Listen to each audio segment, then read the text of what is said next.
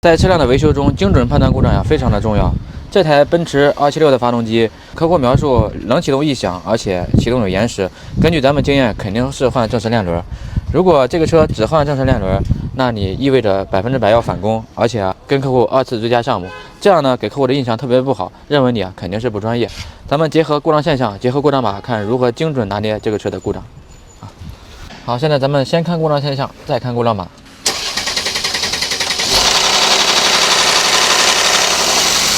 故障现象就是这样，凉车着车延时，而且凉车着车的前3到5秒有咔啦咔啦链轮的异响，像这种肯定是链轮损坏的表现。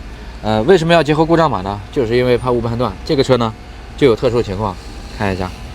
像第2个故障码呢，可以看一下进气凸轮轴位置偏离标准值。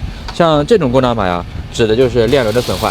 但是它还有一个第1个故障码，可以看一下。第1个故障码呢，报的是进气凸轮轴与曲轴位置相比不可信。如果出现这个故障码呀，那就要注意了，这个肯定是凸轮轴的信号尺移位了导致的故障。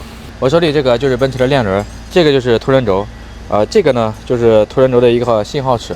这个信号尺咱们拉近可以看一下，在凸轮轴上还有这个信号尺上各有一个竖道，这2个竖道是对齐的状态。像咱们这个车第1个故障码呀，就说明这2个信号呀，这2个记号尺已经移位了。相当于这个信号盘已经移位了，它这个信号盘和凸轮轴是过影量配合，它不是焊死的。解决这个问题的方案也有2个，一个呢就是更换凸轮轴的总成，这也是4S店惯用的伎俩。还有一个方案呢，就是把它敲回原位，敲回原位以后呢，再拿电焊进行加固。我觉得这个方案是比较完美的，我们给客户采用的也是第2个方案。还有一个事跟大家说一下，咱们盛虹汽修现在招1名中工。